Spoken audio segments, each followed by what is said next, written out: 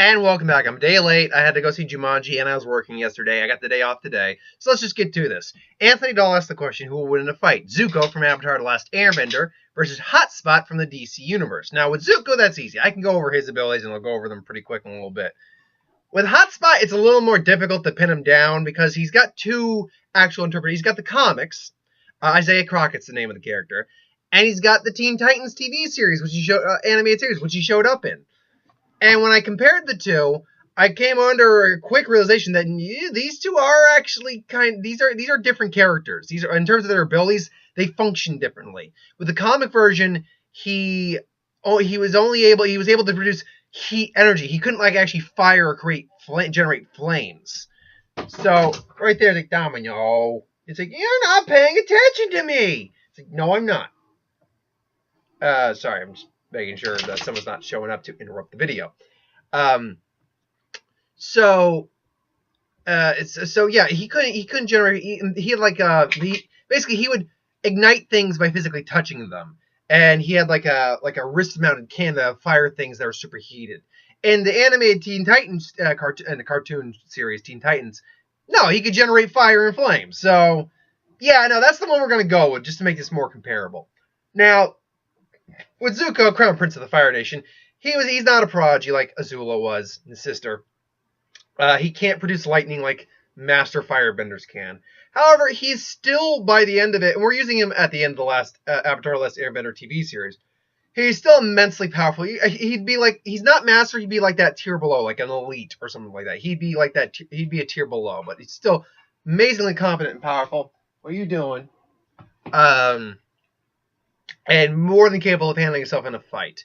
To the point where, near the end, we were capable of seeing him doing things, first off, obviously firebending, producing flames and all that for various effects, but doing things like fire daggers, which combined with a very competent martial arts background, made for a very effective fighting style. Just the problem is he was going up against his sister, who was more skilled than him at that point. Fire whips, we saw him do that. Did we see him? I know we saw Azula do this, where she actually propelled herself through the air with firebending, almost basically like a rocket. I don't think we ever saw him do that. If we did, it was more of a minor version of it. We saw him literally carve through a wall of fire that was sent towards him by just parting it like this. That was a cool effect too. I always when I watch that episode, Sozin's Comet. When they faced off, I just liked him to just go, you're just doing that like, yeah, that's awesome. So yeah, he's highly skilled in firebending. He's also a skilled martial artist, good at stealth, and he's a highly skilled in swordsmanship. Particularly, were they Dao swords? They're dual blades that function as one. They sheath together and they work as one. He explained in one episode, like they're dual swords. So they clip together kind of like as one sword, but you take them apart and you move as one together. One motion, one fluid away. And he is highly proficient with those swords. He was extremely skilled with those swords. Now, he can't produce lightning. At least, as far as I know, he can't produce lightning. Even in Legend of Korra, as far as I know, he was not capable of making lightning. He couldn't do that, to the best of my knowledge. But he was more than skilled enough to, he could deflect lightning. He did that on several occasions. He did that with his father. He would have succeeded in doing that against Azula, but Azula played dirty in that last fight, so he ended up still getting, zapped. But, eat some. Eat some, come on. No, it's something that he's more than capable of doing. So it's not one of those things that, he don't always walk in. As long as there's nothing that's really distracting his view, he should be, or distracting his attention, he should be able to block lightning if that ever came into play, which he really won't in this fight. But anyway, so Zuko is a very capable fighter, but he's still human. We see him nearly die several times in the series. Now, Hotspot, again, Isaiah Crockett, I believe his name was. Yeah, Isaiah Crockett. He's roughly in the same age group. He's in shape because he's a superhero, but he's more or less like a kind of a scrawny kid to some degree. Like he's somewhere in the 15 to 17 years range. Definitely in the Titans age group. But and he's one of those individuals who keeps his powers constantly on. When he has his powers activated, He's covered in what looks just almost like plasma. His head, his arms, more or less his body probably, because you can't see under the suit, all wrapped in like a layer of plasma or become plasma. Because of that, individuals can't really physically touch him without burning themselves. Like Madame Rouge, when she tried to attack him, her body started to melt because she couldn't touch him. Just because of the way the body's designed, she was starting to melt. So yeah, no, individuals can't touch him. He has a certain level of durability that comes with that. Nothing serious, but enough that he can withstand some pretty hefty hits, maybe in small explosions.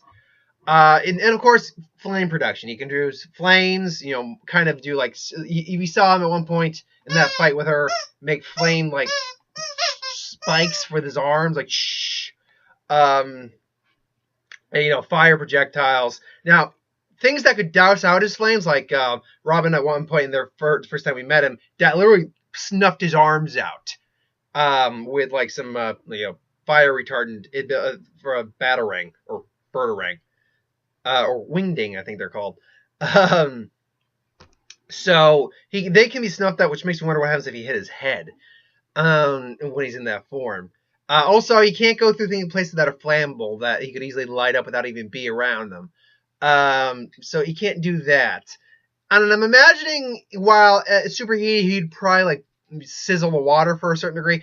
He still needs to breathe, and eventually the water would probably snuff him out. So that's one of those things that he has to be very careful on. Now, in an actual straight fight, how does this break down? Let's say, for sake of sake, that Avatar: Last Airbender, it's somehow, due to a multiverse, because DC deals with multiverse all the time, due to the multiverse, the Avatar: Last Airbender is a different alternate world of the DC universe, and there's a crossover. Zuko's one's like, where are we? And then blah, blah, blah. And a fight between him and Hotspot breaks down.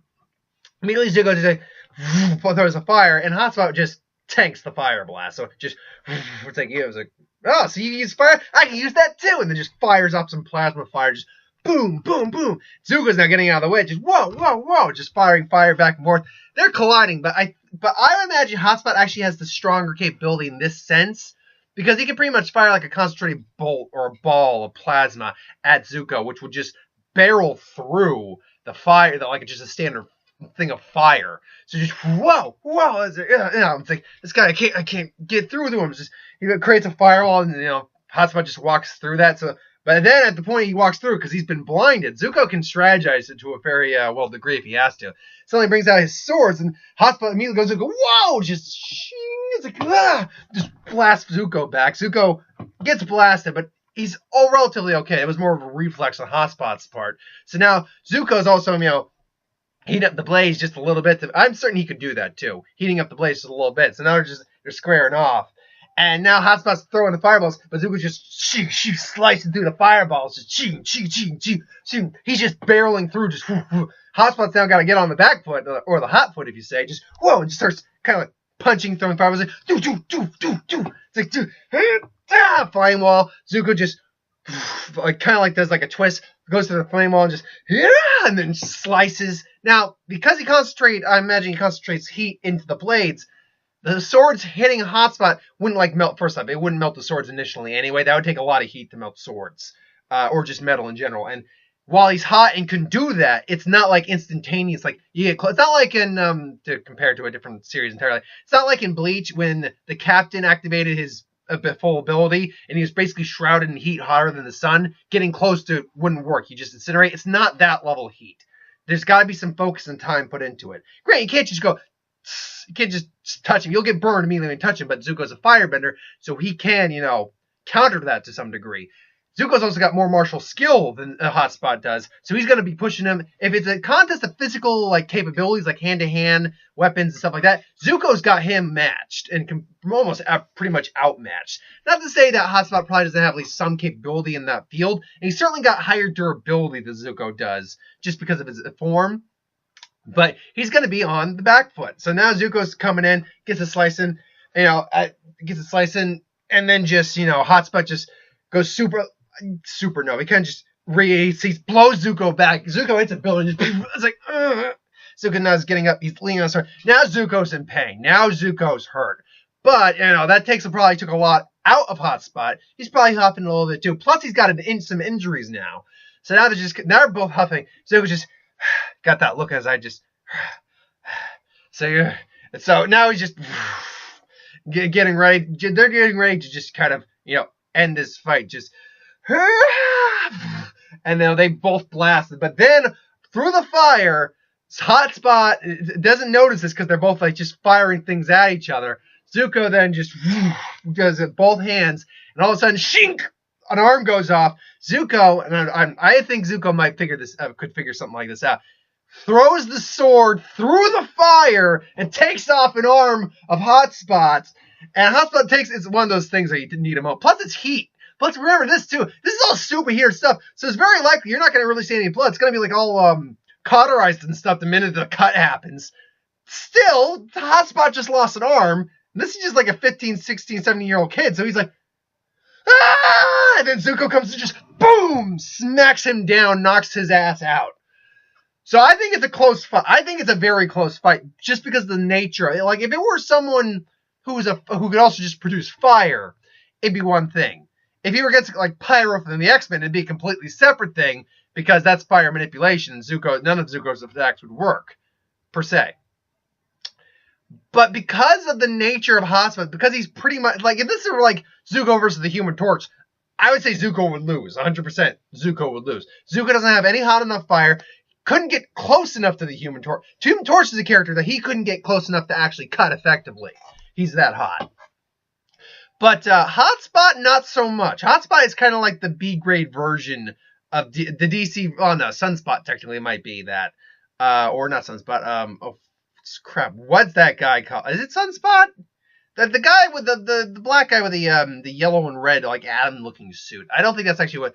Anyway, point being, he's kind of like a more low-grade DC version of the Human Torch to some degree. And not Pyro per se either, but the Human Torch. But point being is that, yeah, Hotspot doesn't have that level of heat to just constantly repel Zuko. Zuko being a firebender is used to the heat, so he can resist the heat a lot longer. And he's got far more martial experience and more on the battlefield experience, bar none, than Hotspot does. But because of the nature of Hotspot's abilities, he's definitely going to push Zuko pretty hard. So I'm going to go 60-40. 60-40 in favor of Zuko. Now you may think that's 20% difference.